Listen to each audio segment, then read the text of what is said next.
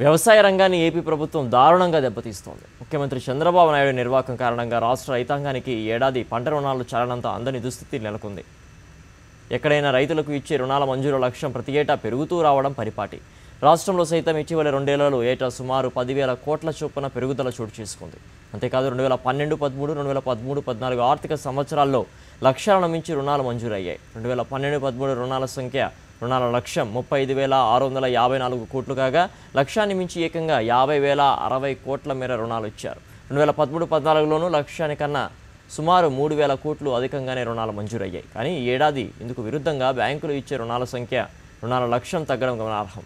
రాష్ట్ర ముఖ్యమంత్రి రుణమాఫీ పేరుతో కనీసం వడ్డీలకు సరిపడా డబ్బులు కూడా ఇవ్వకుండా స్కేల్ ఆఫ్ ఫైనాన్స్ మెలికపెట్టడం వల్ల రుణాల లక్ష్యం ఈసారి దాదాపు 2,000 కోట్లు తగ్గిపోయింది. మరోవైపు ఎన్నికల్లో ఇచ్చిన హామీ మేరకు చంద్రబాబు వ్యవసాయ రుణాలన్నింటినీ మాఫీ చేయకపోవడం, ప్రభుత్వం విధించిన రకరకాల ఆంక్షలు, రైతుల పాత్ర రుణాలు తీరకపోవడం తదితర కారణాల వల్ల గతేడాది బ్యాంకుల లక్ష్యం మేరకు రుణాలు మంజూరు కాకుండా గణనీయంగా కోత విధించాయి.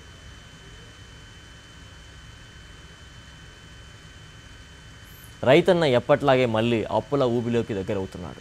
కాలం కలిసి వస్తున్నా చేతిలో చిల్లి గవ్వలేక దిక్కులు చూస్తున్నాడు. బ్యాంకు రుణాలపై ఆశలు సన్నగిలడంతో గత్యంతరం లేని పరిస్థితుల్లో ప్రైవేటు వడ్డీ వ్యాపారస్తులను ఆశ్రయిస్తున్నాడు. తెలంగాణలో ఇప్పటి వరకు పంటల సాగు 40% చేరుకున్నా బ్యాంకు రుణాలు 4% మించలేదు. సర్కారు వైపు నుంచి కూడా బ్యాంకులపై ఒత్తిడి లేకపోవడంతో రైతులకు ఆశించిన మేర రుణాలు అందడం లేదు. ఫలితంగా అన్నదాతలు ఇప్పటికే 3,000 కోట్ల వరకు ప్రైవేట్ అప్పులు చేసినట్లు తెలుస్తోంది. ఈసారి ఋతుపవనాలు సకాలంలో వచ్చాయి.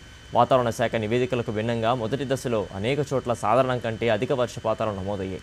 జూన్ 25 నాటికి రాష్ట్రంలో 40% పంటల సాగు జరిగింది. ఇంతటి కీలక సమయంలో రైతులు పెట్టుబడుల కోసం తిప్పలు పడుతున్నారు. వ్యవసాయ రుణాలను బ్యాంకులు పట్టించుకోకపోవడం లేదు.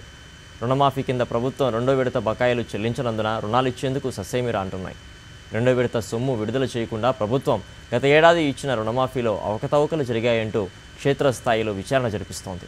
ఈ కారణంగా రుణాలు మంజూరు చేయడంలో జాప్యం తప్పడం లేదని బ్యాంకులు చెబుతున్నాయి.